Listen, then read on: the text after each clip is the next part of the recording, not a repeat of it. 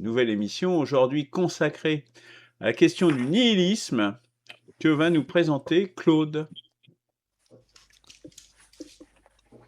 Merci Luc. Bon alors, je ne vais pas traiter le nihilisme dans son entier parce que c'est un sujet immense, hein, bien entendu. Je vais le prendre sous un certain angle qui va être finalement l'angle, je dirais, l'angle religieux. Alors le mot nihilisme vient du latin nihil, qui veut dire rien.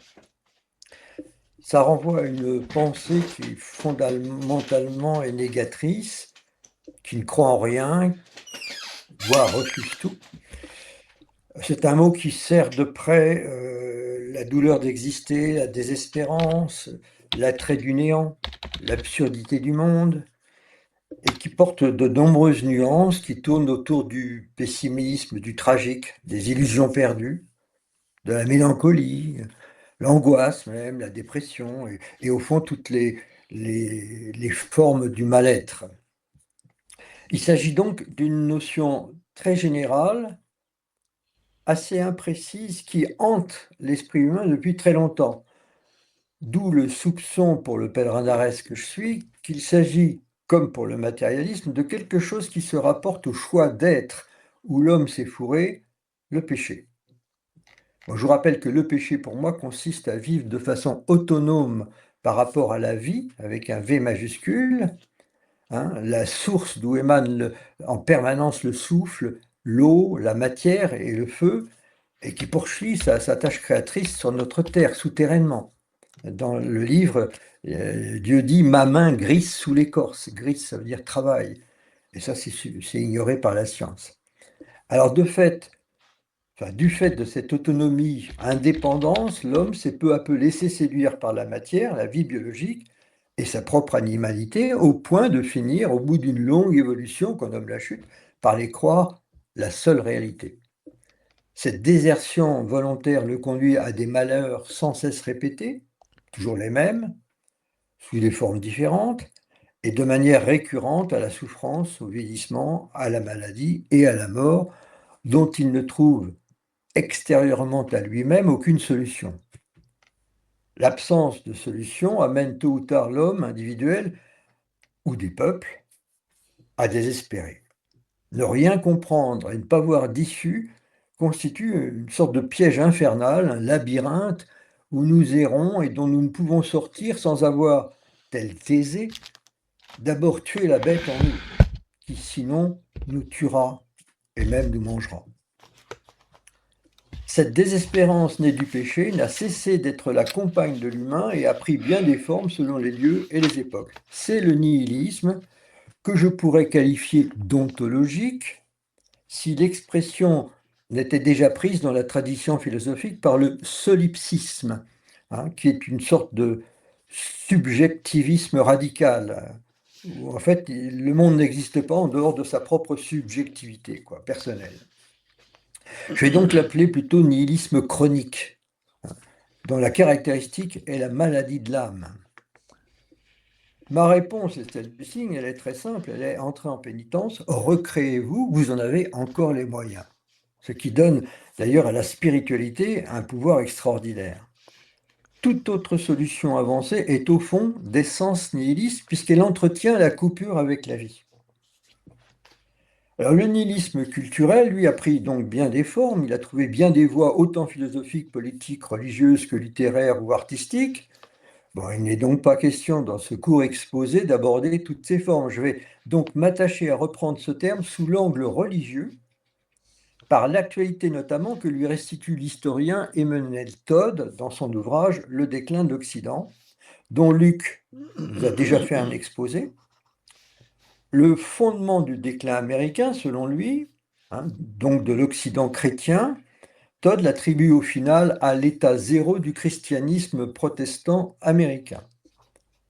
C'est un petit peu différent pour le catholicisme, mais au fond, dont la décomposition, je dirais, est un peu moins avancée, mais globalement, c'est quand même le christianisme institué, le christianisme système, ou ce que j'ai encore appelé le christianisme d'église qui agonise. Le christianisme de l'amour, celui de Jésus, n'ayant jamais vraiment pris racine sur terre. Cette chute de l'Occident n'est donc pas un phénomène de court terme réversible, mais quelque chose de beaucoup plus profond. Et j'y vois personnellement une des raisons, sinon la raison pour laquelle Dieu a parlé à Arès, à la famille d'Abraham, il y a plus de 50 ans, anticipant quand même cette évolution. C'est-à-dire qu'il a parlé là à l'Occident judéo-chrétien et au Moyen-Orient islamique aussi, anticipant donc très largement l'effondrement en cours. Je rappelle que Todd décrit 3 phases dans l'évolution de la religion et son analyse me semble pertinente. Le stade actif, où les gens sont croyants et pratiquants. Le stade zombie, les gens ne sont plus croyants et très peu pratiquants, sauf pour les grandes occasions, c'est-à-dire continuent à faire semblant, les fêtes, le mariage, les baptêmes, les enterrements. Et le niveau zéro, c'est le stade nihiliste, qu'on aurait atteint donc. Les habitudes sociales héritées de la religion ont elles-mêmes disparu. Todd en situe l'indicateur temporel quand s'institue la loi du mariage pour tous. Le mariage civil décalquait encore le mariage religieux, le mariage pour tous est selon lui post-religieux. Dans le stade actif, donc Todd dit, c'est le stade 1 pour lui, il parle de croyants et pratiquants. Il faut s'arrêter un petit peu sur le mot pratiquant, parce qu'il contient quand même l'explication de l'impuissance du christianisme à tenir sa promesse, installer le royaume de Dieu sur terre. Todd, conditionné comme tout un chacun par le langage courant, pense nécessairement à la pratique d'un culte, et non pas à la pratique de l'amour du prochain, telle qu'elle fut enseignée par Jésus de Nazareth. Le royaume, souvent évoqué par Jésus, ne tient pas en effet à une puissance politique, bien évidemment. Il n'est pas venu pour être le roi des Juifs, on le sait, faux prétexte pour lequel il fut crucifié. Le royaume, c'est la restauration d'Éden, le jardin où vivait Adam, qui est en friche au fond de nous. Or, la pratique du culte qui s'est substituée à la pénitence, la vraie pénitence, à l'action donc de recréation de soi, cette pratique longuement répétée sur des siècles ne change pas les hommes. Elle ne porte pas de dynamique évolutive. Au contraire, elle la neutralise. Elle entretient leur résignation à l'état des choses, c'est le fameux « c'est comme ça », leur soumission aux autorités accréditées par la culture, le chef, le roi, le président, le pape, mais aussi le prêtre, le pasteur, le rabbin, l'imam, l'ayatollah, le guide suprême, etc. Donc, elle entretient leur soumission à l'ordre établi et elle est mystifiée dans une espérance figée qui est dans un salut imaginaire après la mort du corps. Un jour, ou alors sur les fins dernières, où on fait croire qu'un jour le Christ reviendra sur les nuées du ciel, il y aura un jugement, les bons d'un côté, les mauvais de l'autre, entendez les incroyants, les mécréants, etc. Et le royaume s'installera. C'est magique. Cette vision est par essence, pour moi, caractéristique de l'espérance religieuse où les événements doivent se faire parce que c'est écrit. C'est la foi qui sauve de Paul, et la foi qui sauve relève aussi de la pensée magique. Comment? Nos actes n'auraient donc aucune importance, aucune conséquence. On pourrait faire ce qu'on veut, même les péchés les plus graves, et on serait quand même sauvé. Trop bien, non? Le catholicisme a poussé le vice jusqu'à instituer une confession qui vous absout de vos péchés grâce à quelques formules ou prières prononcées à la va-vite. Magique. Ainsi, quoi que vous fassiez, vous êtes régulièrement lavé, et c'est à l'opposé évidemment de l'effort qu'on doit faire vers le bien. On est là, en réalité, en plein nihilisme, dans le déni de la valeur de nos actes qui reflètent notre responsabilité, elle-même reflet de notre liberté, elle-même reflet de notre conscience. Parce que nos actes, nos actions créent le monde, l'orientent d'une certaine façon, le changent ou le perpétuent tel qu'il est, tel que s'en est emparée la caste dirigeante du moment, à son profit, et profit qui n'est jamais que pauvrement matériel. Le christianisme religieux est bien nihiliste parce qu'il a notamment totalement trahi l'idée de liberté contenue dans l'enseignement de Jésus, qui apparaît clairement dans les évangiles et qu'on retrouve dans le signe. Le vrai nihilisme, dit Michel Potet, c'est de laisser penser qu'être absolument libre, libre spirituellement, n'est rien. et que suivre les dogmes et prescriptions sacramentelles est tout. Pour autant, et malgré ce déni habile, bien camouflé, non facilement repérable par la multitude, puisque c'est la tradition culturelle et l'autorité qui l'impose, quand la foi religieuse est forte, comme au stade 1 décrit par Todd, elle adhère suffisamment à des valeurs, comme je sais pas, le sens de l'honneur, un regard fraternel sur l'autre chrétien, l'entraide, la charité, la protection des plus démunis, la peur de l'enfer, pour vouloir les vivre. Et donc, elle donne quand même un cycle existentiel en apparence cohérent au vivre ensemble. L'absolu est masqué, mais il y en a quand même un. L'espérance est tronquée, mais elle joue quand même. La liberté n'existe pas, l'amour non plus, mais l'injustice et les malheurs de l'existence restent supportables parce qu'il y a une morale à respecter qui donne accès à un au-delà consolateur où là, la vraie justice s'exercera. Alors ce stade 1 va donc perdurer le temps de quelques générations, mais comme la pénitence y est neutralisée, il est inefficient et il finira par lasser. Le muet lasse l'œil, dit laconiquement Dieu dans le livre. Rien ne vient des promesses du royaume. Les espérances deviennent déceptions, illusions perdues. Les plus lucides, assez tôt, ont déjà opté pour l'athéisme, non avoué, compte tenu des punitions encourues, comme les libertins du XVIe, XVIIIe siècle, puis les Lumières qui affirmeront les valeurs rationalistes, montrant une direction d'évolution à l'humanité par la raison. Elles reprennent au fond le flambeau de l'espérance religieuse en poursuivant le retour à l'homme, commencé par l'humanisme de la Renaissance. Mais le royaume, maintenant, c'est le progrès, la science, la technologie, le libéralisme, l'industrie, la prospérité, la richesse matérielle. Soit le grand retour de la religion matérialiste décomplexée. Oui, mais le cœur a ses raisons que la raison ignore, nous dit Pascal. Ceci signifie, et je cite toujours Pascal, c'est le cœur qui sent Dieu et non la raison. Voilà ce que c'est que la foi, Dieu sensible au cœur et non à la raison. L'humanisme athée et matérialiste reprend à son compte l'espérance religieuse en la débarrassant d'un grand gêneur, au fond, Dieu, même si ça n'était en réalité depuis longtemps déjà qu'un masque qu'on lui avait donné. Ainsi va s'installer le stade 2, le stade zombie, où on n'est plus croyant que par tradition, pour la forme, le statut social, pour faire comme tout le monde. Et la pratique cultuelle se réduit aux grandes cérémonies. Des réformes comme Vatican II dans le catholicisme sont symptomatiques de vouloir répondre à une désaffection de la foi quand elle reste trop traditionnelle. Issu d'une famille catholique, dans ma jeunesse, j'ai vécu ce passage. Nous étions 3 enfants. Mes parents nous envoyaient à la messe le dimanche matin, mais eux restaient à la maison. Puis, assez rapidement, dans la foulée, en 1 ou 2 générations, c'est le stade 3 où nous sommes. Et le nihilisme du christianisme religieux, camouflé donc par la foi vive au stade 1, devenu conformisme au stade 2, expose au grand jour la vérité de son vide au stade 3. Ce qui était larvé depuis la chute, dissimulé par l'hypocrisie générale, prend pignon sur rue. Ce stade nihiliste affirmé et même revendiqué dans le satanisme concerne autant les valeurs rationalistes que celles sorties du christianisme proprement dit. Le droit, la loi, les chefs, comme le culte, les dogmes, le clergé, ça ne marche pas pour une cohésion plus profonde du peuple.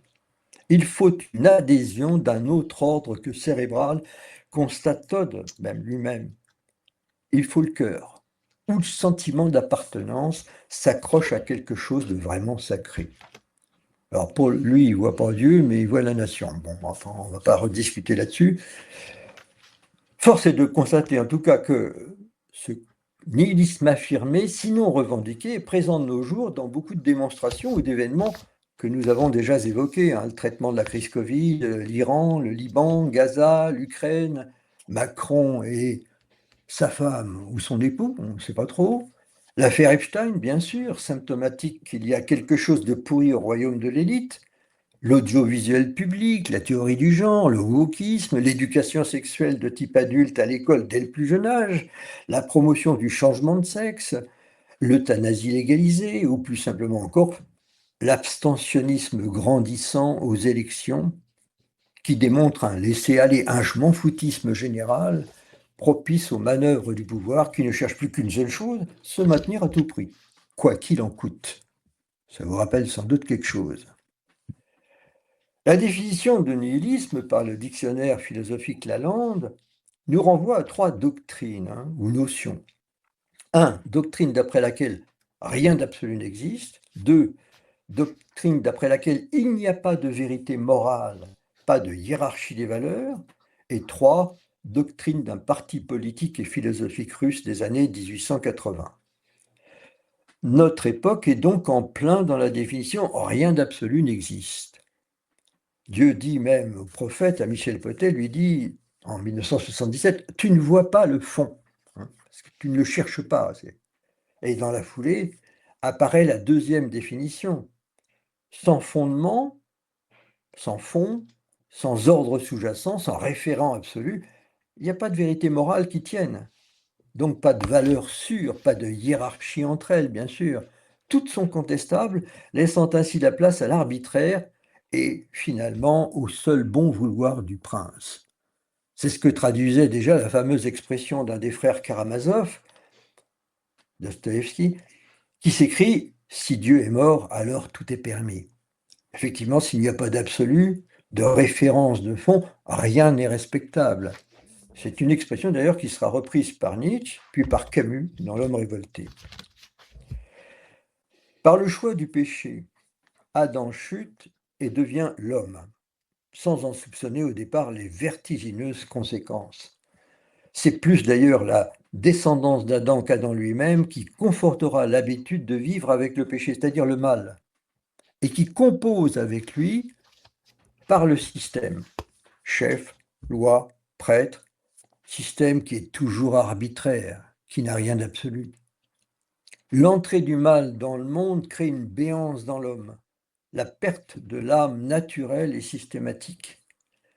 L'humain se livre ainsi à sa seule dimension animale, corporelle, matérielle, cérébrale, tout en conservant ses dons divins, ce qui en fait un être complexe, contradictoire même, difforme par certains côtés. La poule qui rugit, dit Dieu, avec une prédisposition nihiliste. L'âme, depuis, ne se recrée qu'en faisant le bien, consciemment ou pas, et quoi qu'on croit. Qui agit comme la vie le ferait, ressuscite en fait l'âme en lui. Mais la résurrection définitive, ou transfiguration, n'est qu'au bout d'une longue pénitence et sera le fait d'un peuple sur plusieurs générations. Le nihilisme, il faut aussi entendre que c'est le non-il, avec un trait d'union. Le il, vous savez, c'est ce point d'insertion des vaisseaux et des conduits excréteurs sur un organe, par exemple le il du foie, ou la cicatrice laissée sur le tégument d'une graine par la rupture du funicule. En fait, c'est la jonction d'un tuyau d'alimentation. Le il pour l'homme, c'est l'âme. C'est le lien à la vie, avec un V majuscule, que l'homme a coupé par le péché et qu'il doit recréer par volonté, par choix d'être, et tresser patiemment, laborieusement par des générations de pénitents. Adam a dû vivre un désarroi vertigineux quand il s'est rendu compte de la coupure qu'il avait initiée, parce qu'il a dû le faire plus ou moins innocemment dans un premier temps. Dans son article « La pommeraie » qui traite d'Éden, Michel Potet rapporte que dans la brumaille, je cite, « dans la brumaille grise du non-être interne, Adam errera répétant « Père, Père, Père », sans qu'il sache pourquoi. Je serais tenté d'ajouter « Père, pourquoi m'as-tu abandonné ?» Parce que Jésus a dû ressentir quelque chose d'analogue quand il était cloué sur la croix. Mais ce n'était pas Dieu qui avait abandonné Jésus ou Adam. Dieu n'abandonne aucun homme, mais Jésus qui s'était écarté de Dieu en se laissant enfermer dans Jérusalem, en acceptant son possible sacrifice, mais en écourtant fortement sa mission prophétique, alors que ses disciples juifs étaient encore à peine dégrossis. Au fond, la religion n'a jamais été qu'un pansement pour une maladie existentielle chronique beaucoup plus profonde et grave. C'est pourquoi la question du mal n'a jamais été résolue par croire ceci ou croire cela. Elle ne le sera que par être, donc vivre, agir autrement, selon le bien universel. Ne plus juger, ne plus se venger, ne plus mentir, ce qui brise tout système de valeurs. Autrement dit, positivement, se mettre à aimer, donc pardonner, pacifier, et en vivre l'incroyable métamorphose. Car les choses allant, si l'essentiel n'est pas là, si le fond de l'affaire humaine n'est pas cherché, tout se dégrade. Les pansements ne tiennent plus sur la blessure béante. Usé, il tombe. C'est notre stade zéro. Il faut un traitement de fond. Et la pénitence est le seul antidote au nihilisme. Du péché sort le matérialisme en tant que religion universelle avec son acolyte, le rationalisme. Et le nihilisme, c'est la condition existentielle de l'homme qui en découle. Cette maladie de l'âme ne cessera d'hanter l'histoire des hommes, autant individuelle que collective, sous des formes innombrables. Ce que le monde dénomme nihilisme proprement dit n'est que le repérage dans le temps de cet état quand il devient trop prégnant, trop visible, et qu'il est de surcroît revendiqué, voire actif, comme avec le nihilisme russe dans les années 1860, qui deviendra un mouvement politique activiste violent comme étant meurtre et attentat, derrière la figure de Netchaïev, dont s'inspirera Dostoïevski dans Les Possédés, c'est Chigalev ou Stavrogin, ou dans Crime et Châtiment, Raskolnikov. Et ça, c'est la troisième définition du Lalande. C'est un nihilisme rationalisé, militarisé, violent, anti-État, anti-Dieu, anarchisant, et qui veut l'extermination de tous, sauf des révolutionnaires eux-mêmes. Un nihilisme qui commence par tuer les inutiles, entre guillemets, et garde les utilisables. Bref, je ne vais pas m'attarder là-dessus. Sans en arriver à une telle extrémité, l'homme n'a cessé de chercher des raisons ainsi que des moyens d'en sortir, mais toujours extérieurement à lui-même. En attestent les diverses espérances nées des religions ou des utopies politiques, les millénarismes, socialisme, communisme, phalanstère, cité de Dieu, commune de Paris, anarchisme, etc. Aucune n'a réussi. Et pour cause. Pour guérir le nihilisme chronique, il faut arrêter l'histoire, sortir du piège du temps. Bien des penseurs ont tenté d'y répondre, d'où les divers scepticismes, relativismes, amoralismes, cynismes qui parsèment l'histoire de la pensée. Par exemple, le sophiste Gorgias et son traité du non-être, qui dit 1. Rien n'existe, 2. Si quelque chose existe, cela ne pourrait être compris et encore moins connu par l'homme, et 3. Même si ça l'était, sa compréhension ne serait pas formulable ou intelligible. Et en fin de compte, il n'y a pas de vérité, mais que des opinions. C'est pourquoi il faut s'efforcer de les exprimer le mieux possible. C'est le sophisme. Démocrite, lui, déclare que les opinions se valent toutes, que les sens nous trompent et que les doctrines se ruinent mutuellement. Il en tire une suspension de tout jugement, un détachement dans la voie du silence, ou aphasia, c'est une forme d'ascétisme. Crevier, on ne connaît pas trop Crevier, mais c'est un des premiers qui utilise le mot nihilisme. Pointe dès le XVIIe siècle un nihilisme religieux chez ceux qui considèrent que Jésus, homme, n'est rien. Le jacobin Klotz affirme que la République des droits de l'homme est nihiliste, et c'est ce que reprendra Robespierre. Bazarov, dans le roman de Tourguenieff, Père et enfant, et en général on attribue à Tourguenieff la première apparition vraiment du mot nihilisme, en fait elle s'est faite avant, il affirme, je cite, « Ce nihilisme cynique montre la vie sans complaisance, la dépeint sans transcendance, il porte loin et fort les traits de l'ironie contre tout ce que la cité sacralise, considérant ainsi que le néant ou le chaos serait préférable à ce monde. » On est là déjà dans le nihilisme russe, avec Turgenev. Et Maupassant attribuera d'ailleurs la création du mot nihilisme à Turgenev, qui était son ami. Le Méphistophélès dans Faust de Goethe dit car tout ce qui existe est digne d'être détruit. Schopenhauer et son pessimisme philosophique, qui a vu le vide épouvantable, je cite, de l'existence humaine, où, selon lui, l'homme est coincé entre le désir dont il ne tire que de la douleur et l'ennui. Et Nietzsche, qui creusera particulièrement la question nihiliste, s'élevant contre le nihilisme russe, qu'il voit comme l'expression la plus convulsive de la décadence du monde occidental, animé par une croyance à l'incroyance, et ce, jusqu'au martyre. C'est dans Le Gai Savoir. Lucide, il lancera même un cri d'alarme majeur, n'en déplaise à Luc. Il dit « Ce que je raconte », c'est dans l'avant-propos de la volonté de puissance. « Ce que je raconte, c'est l'histoire des 2 prochains siècles. Je décris ce qui viendra, ce qui ne peut manquer de venir, l'avènement du nihilisme. » Et nous y sommes. Et ce, bien qu'il soit considéré lui-même, d'ailleurs, Nietzsche, comme un nihiliste avec son Dieu est mort, sa volonté de puissance et son surhomme. Citons le malaise dans la civilisation de Freud, mais aussi Spengler, on a vu, Max Stirner, Bakounine qui dit que la passion de la destruction est une passion créatrice, Camus, son homme révolté ou son étranger, ou encore le mythe de Sisyphe, Sioran, avec de l'inconvénient d'être né, Caraco et son bréviaire du chaos, ou le philosophe Vatino avec la tentation nihiliste, etc. Il y a une foule de gens qui parlent qui s'appuient sur le nihilisme, au fond. Le nihilisme exprimé par tout cela est plus qu'intéressant. Moi, je le trouve personnellement fascinant. Parce que, enfin, du moins tant qu'il ne nous livre pas au chaos, parce qu'il apporte une critique sans complaisance et radicale sur un monde de valeurs figées dans le religieux ou le politique. C'est pareil. Donc il prédit avec certitude qu'il ne sortira rien. Et il a raison. C'est d'une lucidité implacable quant à l'analyse, au moins il ne baratine pas.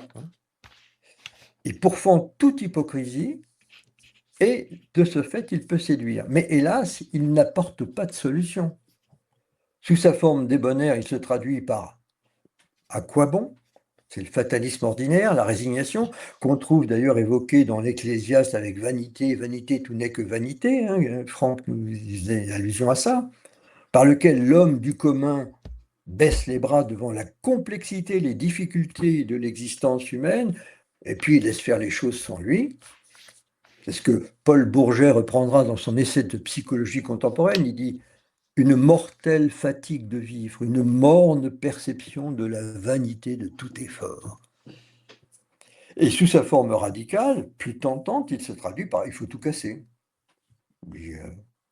Décliné plus sobrement, ça sera tous pourris. Mais elle non plus ne résout rien. La résolution, elle est en soi et nulle part ailleurs. C'est le renoncement au « moi-je » pour lui-même, au solipse. J'ai employé un mot qui ne s'utilise plus trop, réitéré avec persévérance et constance, bref, la vraie pénitence et non son succédané religieux qui est la clé de la résurrection de l'homme et du monde.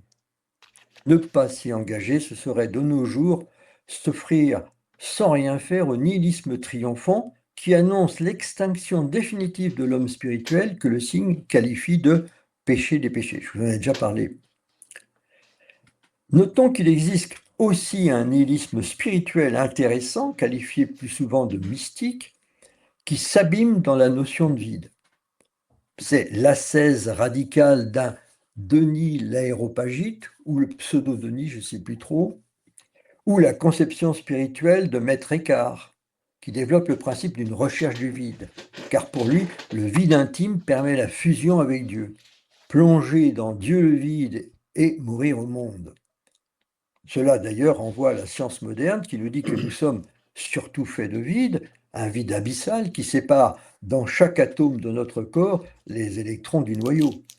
De quoi est fait ce vide? N'est-il vide que pour nous qui ne savons plus voir l'invisible, qui ne voyons plus au-delà du mur de Planck, qui sommes prisonniers du temps? bien que le plus souvent cynique, Sioran promeut cette recherche-là en disant que, dans la tentation d'exister, au rebours du néant, faux et abstrait du philosophe, le vide des mystiques éclate de plénitude, jouissance hors du monde, exaucement de la durée, annihilation lumineuse par-delà les bornes de la pensée. Cette conception spirituelle intéressante ressemble à une cache individuelle pour s'abriter de la folie nihiliste du monde, mais elle ne change pas le monde. À la pénitence doit s'ajouter la moisson, l'apostolat. Il faut faire société sur une nouvelle façon d'être. Désormais, tu es mon messager, tu n'es plus rien pour toi-même, est la dernière phrase de l'évangile de Néarès. Elle définit l'action du prophète. C'est être tout pour l'humain ou l'homme collectif, et ce n'est pas pour autant l'anéantissement du moi individuel qui, lui, conduirait au nihilisme le plus pur. Car tout homme a une individualité ou personnalité qui est l'un des attributs de Dieu. Et Dieu ne peut être le père d'êtres qui, ayant totalement perdu leur personnalité, se sont reniés. L'un est la réunion d'un Dieu qui ne se renie pas et d'un homme qui, d'eux-mêmes, ne se renie pas. Voilà, j'ai terminé.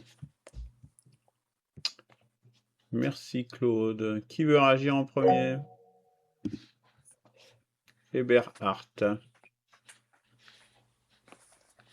Oui, oui, alors, je vais y aller, Franco. J'ai réagi beaucoup sur le christianisme de l'amour n'a jamais pris sur terre. Ce genre de déclaration extrémiste, c'est bien ce genre de déclarations qui peuvent émaner que d'un nihiliste. Donc en fait, il y a un côté nihiliste même dans Arès, parce que Largement. Oh, pardon. parce qu'en fait, et donc c'est en fait c'est de dire rien de bien sur terre. Je sens ça, c'est typiquement de ce que déjà sortait un peu le gnosticisme, qui est aussi une des caractéristiques d'Arès en fait. C'est ça qui est. Et ensuite, il dit trahison. Alors, je suis d'accord avec la critique de Claude sur Paul, Saint Paul. Oui, oui, bien sûr. Il avait sur son histoire de la foi, je l'avais remarqué aussi, et les actes ne comptent pas, etc. Là, je suis d'accord avec lui. J'ai aussi en commun avec lui que mes parents, enfin, ma mère nous envoyait à l'église alors que mes parents n'y allaient pas eux-mêmes. Mais c'est là que ça s'arrête, puisque moi, je ne jette pas le bébé avec l'eau du bain, comme fait Claude, parce que lui, selon lui, toute religion, c'est mal, c'est maladif, en fait. C'est mal et donc maladif. Parce qu'en fait, et justement, comme il s'appuie un petit peu sur Spengler, qui était certes un dépressif culturel, mais néanmoins, il avait des éléments tout à fait cohérents et constructifs, et ne jetez pas justement le bébé avec le débain, parce qu'il dit, en gros, qu'il n'y a pas de culture, ni de société, ni d'économie, sans religion. Quel que soit le type de religion. Donc en fait, il compare toutes les différentes religions.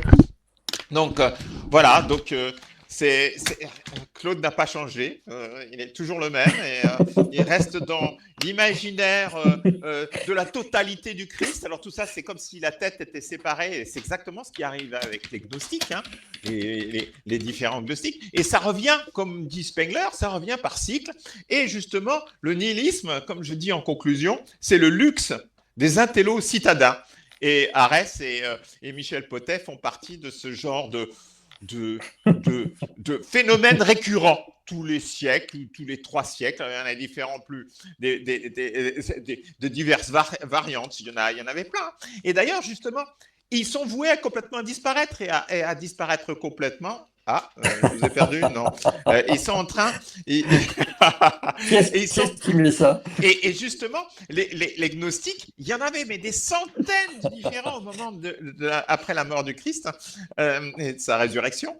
Et il y avait il y en avait plein de sortes, mais ils ont complètement disparu parce qu'en fait, ils n'ont pas réussi à faire société. Voilà, ça c'est très court et bref, mais je pense qu'il dit les choses telles qu'elles doivent, que non seulement je pense, mais c'est vraiment des éléments historiques très réalistes concernant ces mouvements gnostiques.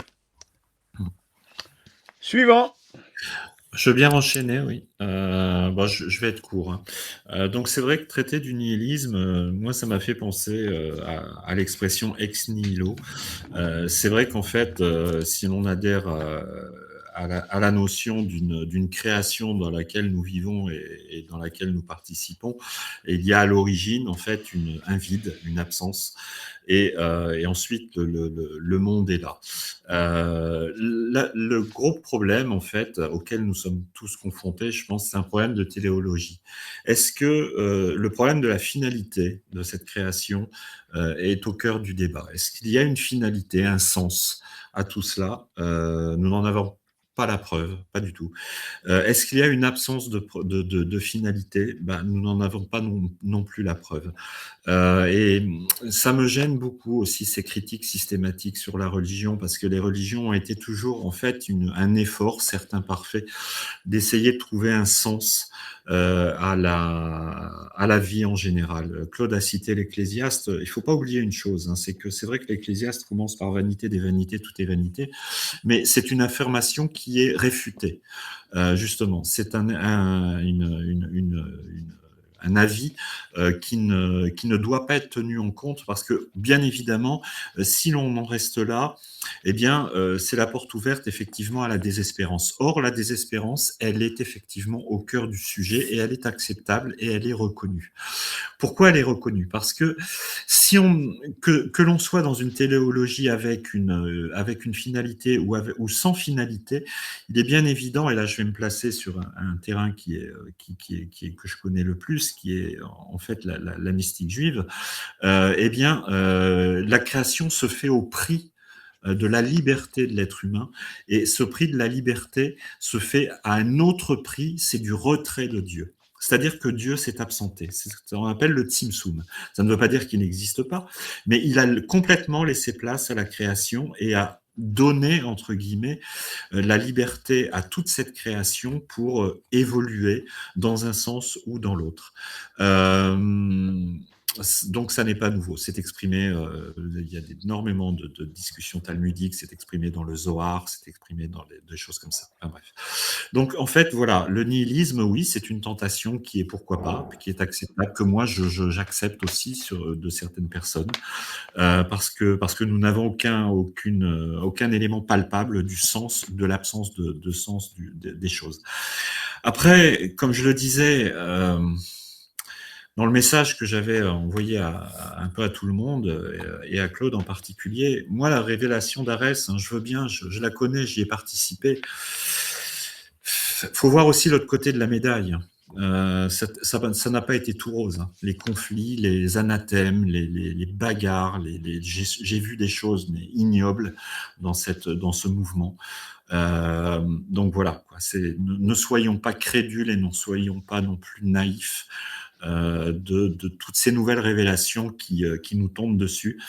Et comme je disais avec humour, au moins celle de Raël, elle est plus rigolote, quoi. Donc c'est tout. Voilà. Qui ensuite? Christophe, peut-être? Ton micro est coupé, Christophe. Merci.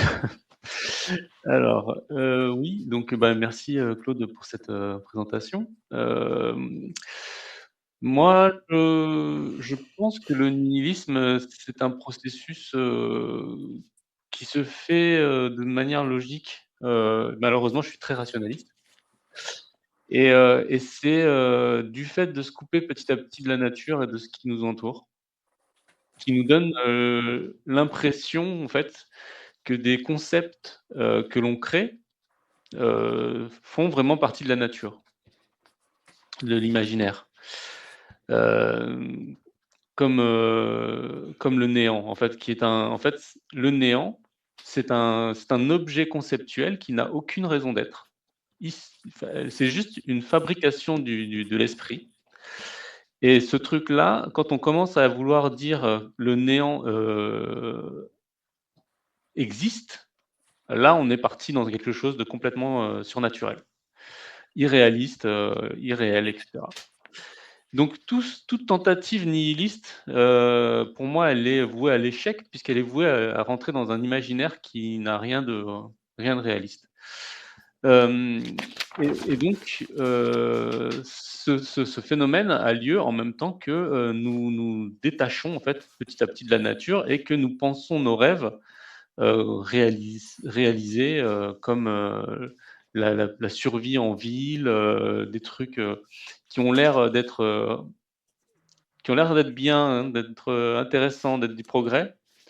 Mais, quand on regarde en fait les à quel point la vie dans une ville est dépendante de ce qui l'entoure et de ses réseaux de manière générale, il faut bien comprendre que tout ça n'est pas, c'est pas si idyllique que ça et que tout ça en fait est un résultat d'un imaginaire incroyable.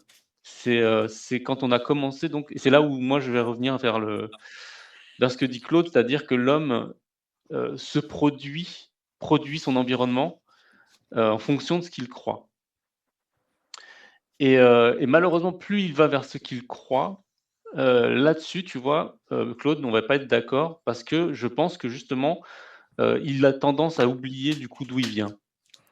Et ce truc-là, je pense que c'est un processus. C'est-à-dire qu'on commence, avec, les éléments qui nous vont à peu près bien, pour, comprendre ce qui nous entoure et petit à petit, au fur et à mesure qu'on construit, qu'on croit, en fait, on se trompe et on va dans des sentiers, qui sont, pas balisés, mais qui sont, bah si, on peut en prendre l'exemple d'un sentier de plus en plus balisé, où en fait, tu as l'impression d'être dans la nature, alors qu'en fait, il y a un fossé, enfin il y a un chemin qui est creusé, bientôt il y a du pavage, bientôt il y a des panneaux partout, bientôt il y a Mmh. et en fait, ça a plus rien à voir avec ce qui est naturel et c'est là où on se dit: «En fait, avant, il y avait rien». C'est parce qu'on a construit tout un tas de choses qu'on imagine qu'avant, il y avait rien. Alors qu'en fait, il y avait déjà quelque chose, il y avait déjà tout plein de trucs et c'est ce détachement-là par la construction et la croyance, qui amène au nihilisme aussi. Alors du coup, bon, je suis plutôt je me dis: «Il faut de toute façon, il faut croire, on n'a pas le choix». Ça, c'est une certitude. On n'a pas le Ça permet d'économiser pas mal d'énergie, donc pour moi, c'est obligatoire de croire. Par contre, il faut pas oublier que de temps en temps, bah, il y a des efforts, rationalistes à faire, pour se dire, «Beh, non, mais en fait, c'est on a construit tout ça, mais il faut pas oublier d'où on vient et de quoi on a besoin au départ» et ça, on oublie ça, aujourd'hui, quand, la France, par exemple, dévaste, les comment on appelle ça? La paysannerie, de manière générale. Heu, enfin, en imaginant que, survivre, à partir de bateaux, qui ramènent de la viande à part d'Argentine, enfin ça sera vachement plus simple, Mmh. là, je suis pas convaincu que ce soit plus simple. Mais voilà, donc on a une direction nihiliste à partir du moment où on croit beaucoup trop et c'est ce point-là vraiment que je voulais souligner pour moi Mmh. et je pense que c'est aussi ce que Eberhard, pense un peu, sur ce point-là. Après je me trompe peut-être. Mais voilà. Après le fond de choses, à un moment donné, tu as parlé de quelque chose qui a mené au nihilisme qui est alors peut-être j'ai peut-être pas compris, hein, mais c'est qu'en fait il est impossible de savoir toute chose ou le fond des choses et à partir de là, c'est donc on part sur du nihilisme, complet. Le fait de croire ceci, non, c'est pas ça? Bon OK, Non, bah, c'était pas ça, c'est on a pris l'habitude de ne pas chercher le fond justement des choses et de s'en tenir à ce qu'on croit, en fait, OK, d'accord, bah, que c'est que très nous bien alors. transmet la tradition et cetera, quoi. Ouais, ouais, Et moi c'est je parce passe que le pas. c'est comme ça que les choses se reconduisent en permanence. C'est-à-dire que c'est Et comme ça oui. que le mal se reconduit en permanence parce qu'il y a Mmh. une tradition qui dit: «C'est comme ça marche comme ça» et puis on reprend le même truc. Bon, ça Ouais. évolue tout de même un peu, mais non, non, je disais c'était un passage que Dieu dit à Michel Potet en lui disant: «Tu ne cherches pas le fond». Mais c'est en Ah oui, bah, 77, c'est hein, ce tu sens-là, ouais. vois? Tu vois? Mmh. Et OK, du OK. coup, tu ne vois pas le fond mais le fond de l'affaire, quoi, le Ok. fond des choses, quoi. Oui, parce que de toute façon, moi, je suis plutôt dans cette idée que le fond, il faut le chercher, mais pour le trouver, ça va être compliqué, de toute façon. Et sinon, j'ai eu des discussions avec des nihilistes, alors qui faisaient d'une foi, hein, de leur truc, qui disaient que Dieu, c'était rien et rien, c'était Dieu. Enfin, qui faisaient une espèce de gloubi-boulga, d'une foi Ah, incroyable, d'un truc. Mais, en fait, en discutant un peu avec eux, quand, on arrive à essayer de construire quelque chose, en fait, à chaque fois, c'est inutile parce que, ça passe de jeux de mots en calembours, je rigole, mais, c'était pas des hum. vrais jeux de mots, mais c'était, Ouais, je connais ça, ouais. enfin, ça n'avance pas et ça se construit pas. Donc je pense que c'est plus des qualités pour se faire voir, se montrer, intéressant, mais ça a pas vraiment de valeur, Hum, spirituelle, quoi. hum, hum, Ça ne nourrit pas. hum. Donc, enfin, vraiment, le nihilisme, pour moi, c'est quelque chose, ça existera toujours, ça sera toujours là, mais faut y faire, hein, faut faire avec. C'est pas quelque chose dont on pourra se débarrasser de toute façon. Tant qu'on n'arrivera pas à faire la différence entre ce qu'on croit et ce qu'on est capable de comprendre, ça va être compliqué, et on n'est pas encore conçu pour ça. D'accord. Merci Christophe. Oui, bah, tu viens de nous décrire Nietzsche, en fait, en une phrase, là, dans ses postures des derniers. Un peu, c'est un peu ça. Mmh. Moi, Christophe, moi, je suis quasiment toujours d'accord avec tout ce qu'il dit, donc ça va, tout ce qu'il dit me va absolument bien.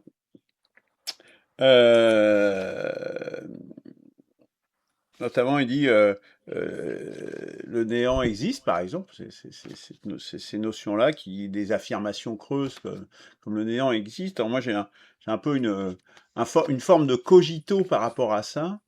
C'est en fait, si le néant existait, ce serait déjà quelque chose. Donc, il ne peut pas exister. C'est une forme de Ah oui, c'est cogito. logique. C'est une forme de cogito. Bon, Oui, oui. j'ai essayé de trouver qui l'avait inventé avant moi, j'ai pas trouvé, donc je me permets de m'attribuer la paternité de cet Je aphorisme. note la phrase. Alors, euh, revenir peut-être à la définition du nihilisme selon Léo Strauss, qui me semble beaucoup plus pertinente que d'autres. C'est en fait, lui, Léo Strauss, il voit le nihilisme entre la séparation entre les valeurs, qui sont les valeurs d'une société à un moment donné, et les faits, c'est-à-dire la réalité. Donc on s'inscrit quand même bien dans la rationalité, dans le monde tel qu'il est. Hein. Et c'est un peu, je dirais, toujours le même biais qu'on va retrouver chez ce que tu nous dis, dans ce que tu nous dis, Claude. C'est-à-dire que c'est très abstrait. Tu dis le temps, bah, il faut sortir du piège du temps. Mais le temps, ça fait partie de la réalité. Les religions se trompent.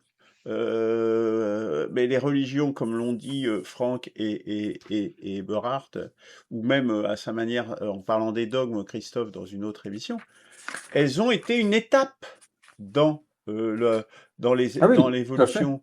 Donc il ne faut pas. C'est des étapes d'une évolution, justement. Donc, c'est pas un piège, le temps. Le temps, ça fait partie, comme la matière, comme l'espace, ça fait partie de notre univers. Donc, dire ça n'existe pas, enfin, toutes ces révolutions qui ont échoué, etc. Donc, dire faut balayer tout, il n'y a absolument rien à en retenir, tout comme des religions d'ailleurs. Ça, enfin, cette vision de la table rase, là, ça, pour moi, c'est vraiment nihiliste. Hein. Moi, je dis, il faut sortir de cette abstraction, qui pour moi est nihiliste, hein, parce que justement, on a un écart entre la réalité et les valeurs que tu essayes de promouvoir, Claude. Et donc, pour moi, ça c'est abstrait, et pour aller vers, non pas l'annihilation du temps, mais rechercher dans le temps ce qui est intemporel, ce qui est éternel, ce qui dure. Et ça, c'est pour reprendre ce que disait Alain de Benoît, ce qui pousse toujours. Là, on retrouve la négantropie. Et donc là, on nie plus le temps, nier le temps, enfin, ça n'a aucun sens. On voit des vidéos, moi je vois des vidéos, le temps n'existe pas et tout ça, c'est des âneries. C'est faux. C'est juste physiquement faux, hein, dans l'univers dans lequel nous sommes. Ce qui t'amène, parfois, tu dis, tu as commencé en disant, il faut tuer la bête en nous. Tu as dit ça, hein, il faut tuer la bête en nous. Et juste après, tu as dit, le nihilisme, c'est la coupure avec la vie. Mais c'est une contradiction. Tu vois pas la contradiction, là? La bête, comme il disait Christophe, la nature, tout ça, ça existait même avant l'invention du mot de la nature. La bête, nous sommes des bêtes. Tuer la bête en nous, il n'y a rien de plus nihiliste que ça. Ce sauvage, les plantes sauvages, c'est celles qui prolifèrent le plus, les microbes, les animaux, tout ce que tu voudras. Ce qui est sauvage nous a pas attendus. Tu vois pas la contradiction fondamentale qu'il y a là dans ce que tu nous dis, Claude? Enfin, pourtant, elle est tellement évidente. Je t'en parler. Elle est évidente quand même. Là, on la touche du doigt, là. Et après, tu nous dis, il faut faire la pénitence. Ça veut dire, il faut être actif. C'est une forme de nihilisme actif, pour reprendre les termes de la philosophe, tel que je le nomme. Faire le choix de la vie, hein, le choix de l'être. Alors, bon, c'est bien ça, je dirais, d'une certaine manière. Mais moi, je dirais, c'est pas ça qu'il faut faire. C'est pas un choix, c'est un lâcher-prise. C'est accepter notre existence telle qu'elle est, notre condition telle qu'elle est. Il n'y a pas une action à faire, au contraire, c'est plutôt un retrait qu'il faut faire et regarder simplement la réalité en face et se couler dans la voie, se couler dans ce qui est justement intemporel, ce qui est éternel. Tu vois la différence? C'est énorme. Donc, c'est pas de pénitence, tu n'as pas une action à faire. Enfin, ça veut pas dire qu'il n'y a rien à faire, qu'il n'y a pas un travail à faire. C'est pas ça que je veux dire. Mais c'est pas une action de la volonté comme ça, comme la volonté de puissance de l'autre imbécile. Là. Voilà, ça n'a rien à voir avec ça. Au contraire. Ça, tout ce qui est justement parce que c'est un écart. Quand tu fais ça, ça veut dire que tu essayes de mettre un modèle plus fort que la réalité, plus fort que le monde. Ce que tu as dans la tête est plus fort que ce qu'il y a dans le monde. Non, c'est faux. Fatalement, c'est faux. C'est l'écart, justement, et de là naît le nihilisme, comme le disait Léo Strauss, de la séparation entre les valeurs et les faits. Ce à quoi on doit travailler, justement, c'est à accorder nos valeurs avec la réalité. Voilà. Donc avec l'univers, avec le cosmos. Si on cherche du transcendant, si on cherche à refonder, là, tu parlais de Todd qui disait il faut le remplacer par la nation, toi tu dis il faut le replacer avec Dieu, etc. Bon, moi je dirais, ce qui est d'actualité aujourd'hui, c'est de se placer, puisque les religions sont temporelles, sont marquées temporellement, c'était une étape utile et nécessaire. Sans doute, puisqu'ils existent toujours, c'est de passer à une autre démarche transcendante, c'est le cosmos, c'est l'univers. Hein, c'est d'ailleurs une tendance que l'on rencontre, on a déjà eu des émissions d'ailleurs sur ce sujet. Voilà sur le principe. Dernier point quand même, là je dirais c'est un peu une parenthèse qui réintroduit ce qu'on a quand même discuté récemment. Tu as toujours des références très liées au christianisme, mais la dimension nihiliste dans l'islam, elle est gigantesque quand même. Hein. Et si passer ça sous silence, ça me semble quand même impossible. Surtout lorsqu'on voit, par exemple, l'État islamique récemment, qui était le Daesh, qui est appelé. Enfin, c'est vraiment des nihilistes totaux. C'est viva la muerte, quoi. Voilà, ça c'était une parenthèse. Hein. D'accord. Christophe, non pas Christophe, Claude, une conclusion. Oui, je vais essayer de vous répondre en 5 minutes si tu peux. Je vais essayer. Bon, je m'excuse un peu des fois d'insister évidemment sur le nihilisme religieux et notamment le christianisme, c'est vrai. Je reconnais qu'il y a eu quand même, quand j'ai reconnu dans la phase 1, qu'il y avait tout de même... quand la foi était active, il y avait quelque chose qui existait, il y avait un vivre ensemble mais qui ne s'attaquait pas au fond de l'affaire. de l'affaire humaine, si je puis dire. Voilà, c'est juste ça. Alors dire la religion c'est mal, comme le dit Eberhard, non, je ne dis pas la religion c'est mal, mais elle passe à côté en fait de ce qu'elle prétend vouloir mettre en avant. C'est pas pareil, hein. Beaucoup de gens y croient, ils suivent. Bon. J'ai bien aimé, Franck, ton côté ex nihilo, c'est intéressant. Il y aura à réfléchir vraiment sur le vide et la création, pour autant qu'on puisse le faire. Alors, tu dis Dieu s'est absenté, mais pourquoi Dieu se serait-il absenté comme ça, du jour au lendemain? C'est l'homme qui s'est absenté de Dieu, c'est pas pareil. C'est-à-dire que du coup, parce que Dieu est dans l'homme, l'homme est fait à l'image et ressemblance de Dieu, c'est quand même dans la Genèse, et donc c'est l'homme qui, choisissant sa propre autonomie de vie, se coupe de la vie. Et la vie, quand je dis la vie, là, Luc, c'est la vie avec un V majuscule, c'est l'autre vie, pas seulement la vie biologique. La vie biologique, elle est d'un autre niveau. La vie qui donne, qui insuffle tout dans cet univers, elle est d'une autre nature que celle qu'on connaît. Il emploie d'ailleurs souvent dans la Révélation de la la parabole de l'eau avec un E majuscule. L'eau, elle coule constamment, elle part constamment. Donc tu as raison d'une certaine manière qu'il faudrait se laisser couler dans l'existence, se couler. Mais le problème, c'est qu'on a en nous, et qui fait écran en nous, une culture qui est installée, des millénaires d'histoire qui sont là, et qui nous conditionnent d'une autre manière. Donc il y a un effort à faire pour sortir de ce conditionnement. Tu ne peux pas le faire comme ça, c'est d'un coup de baguette magique, tiens, je lâche prise et je vais me laisser aller dans le courant de la vie avec un grand V et de l'existence. Non, c'est pas aussi simple que ça. Il y a un vrai travail par rapport à son moi, justement. Parce que c'est le moi qui concentre des millénaires de culture, hein, et qui bloque, si tu veux, le passage de l'homme à l'homme-dieu, quoi. Bon. Mais c'est ça la révélation d'Arès, hein, c'est ce passage à faire. Et ce passage à faire, il ne peut pas se faire sans effort. Il y a des efforts à faire. Quand tu dois pardonner à quelqu'un qui t'a fait des crasses et qui t'a fait des choses des fois terribles, eh ben, il y a un effort sur toi, il y a un effort sur ton moi. C'est pas possible autrement. Et la paix aussi se fait avec des efforts. La facilité, c'est la guerre, c'est se casser la gueule, c'est la loi du plus fort. Ça, c'est le nihilisme ordinaire courant qu'on a partout. On l'a tout le temps. Donc, quand je disais, Eberhard, que j'ai jamais dit qu'il y avait eu rien de bien sur Terre, j'ai dit que l'amour n'avait pas pris sur Terre. L'amour comme façon d'exister, c'est pas pareil.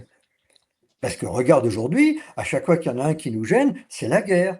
Si on a les bras suffisamment solides pour le faire, quand même, c'est pas autre chose que ça. Enfin, regardez l'affaire Epstein, regardez, mais tout est. Et là, effectivement, je fais preuve d'une certaine nihilisme, je fais table rase de tout. Parce que jusqu'à maintenant, on a toujours évité la grande question qui est, mais moi, comment je me comporte? Moi, qu'est-ce que je fais? Comment je vis? Est-ce que je me tourne vraiment vers la vie ou pas? Ou est-ce que je crois simplement à des choses qui sont déposées depuis des millénaires qui sont là? Alors, Aujourd'hui, évidemment, le temps, il existe.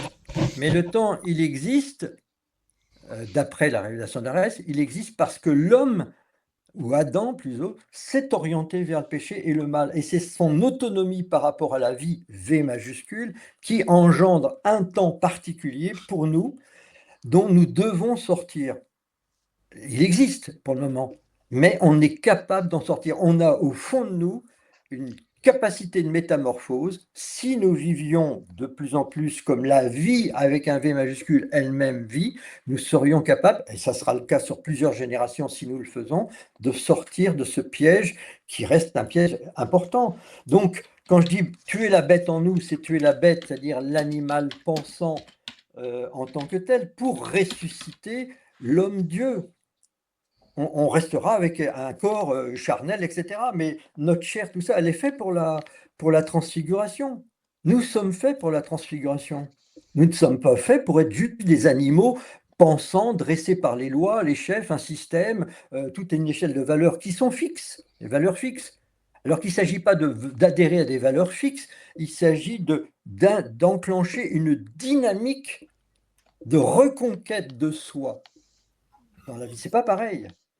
Justement, les religions ont toujours établi des valeurs et sur ces valeurs se fait un système.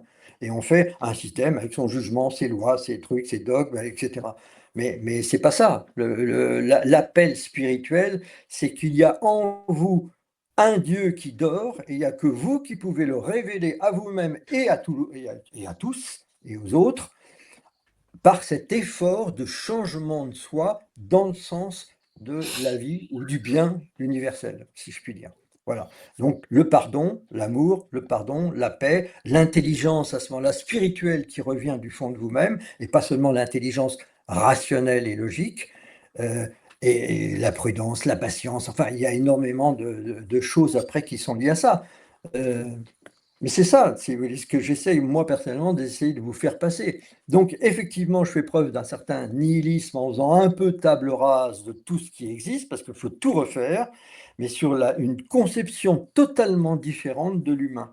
Et pour ça, il faut que j'y croie suffisamment. Évidemment, il y a la foi, hein. Comme tu dis souvent, Luc, c'est une profession de foi. Ben oui, mais il n'y a pas seulement la foi, parce que moi, depuis 40 ans que je le connais et je le pratique, pour autant que je l'ai pratiqué correctement, mais maintenant je commence à beaucoup mieux le comprendre, parce que je sens la métamorphose réelle commencer à exister en moi.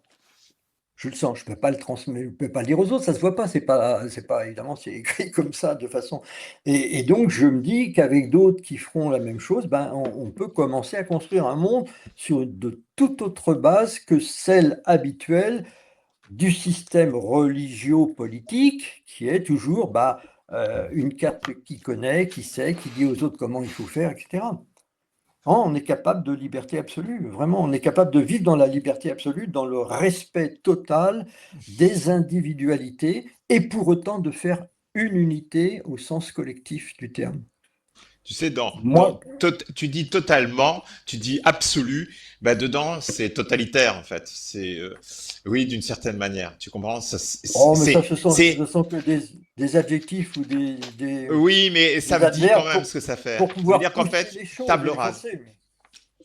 Oui, ben Plus au lieu de plus voir, j'aurais c'est comme si l'amour n'existait pas sur Terre. Tu vois, tu parles comme si sans Arès, on peut pas aimer, quoi. Tu vois, en gros, c'est ça j'ai que ça veut relevé dire. je l'ai pas dit tout à l'heure, mais j'avais relevé tout à l'heure, ne plus juger, toujours pardonner, jamais, toujours. Voilà des paroles de Fontaine, je ne boirai pas de ton eau. Enfin, tu te rends compte de ces paroles? Oui, bien sûr. Mais je dis pas que ça n'arrive pas, par exemple, de mentir ou de juger, des choses comme ça. Mais c'est récurrent, parce que c'est récurrent pour le moment. Moi, je suis que la première génération, donc c'est très récurrent.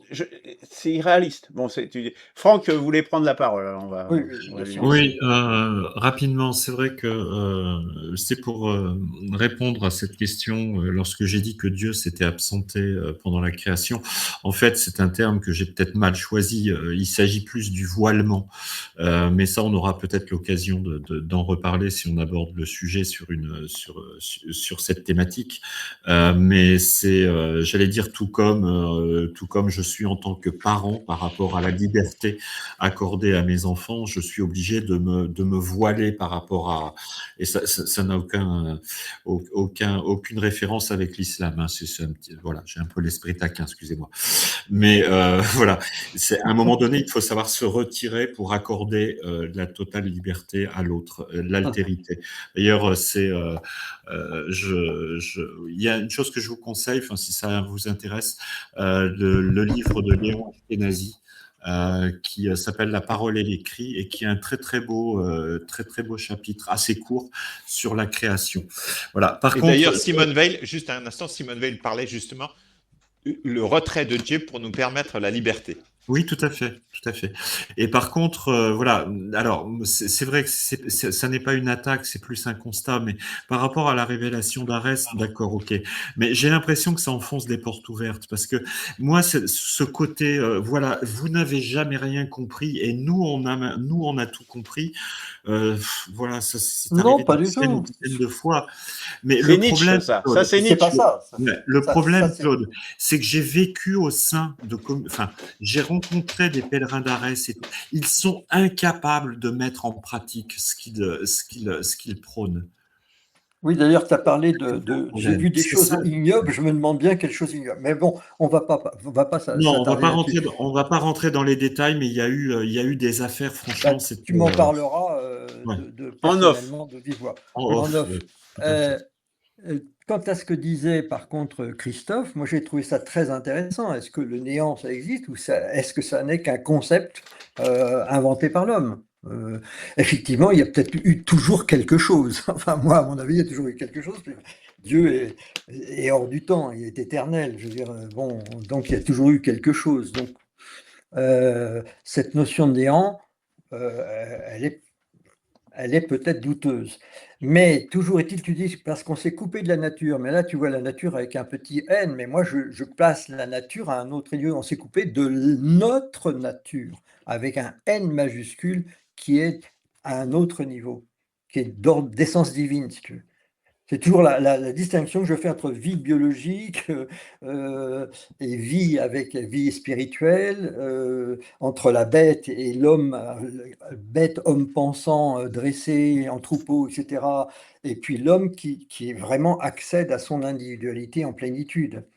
Hein. Voilà. Mhm. Donc, il faut bien entendre ça. Mais j'ai pas toujours dans mon exposé la capacité à dire toujours vie avec un V majuscule pour essayer de faire sentir les choses, parce qu'on n'a pas les mots pour dire tout ça. Oui, mais Et moi, je fais pas la différence avec le majuscule ou sans, D'accord, parce qu'en fait, d'accord. pour moi, les deux sont liés intrinsèquement. Donc, quand on vit plus proche de la nature avec un petit n, ben, forcément, tu es plus proche de la nature avec un grand N. Ça me paraît logique, les deux ensemble. Et quand on se sépare, Oui, oui, ben, c'est vrai que les deux vont aussi ensemble.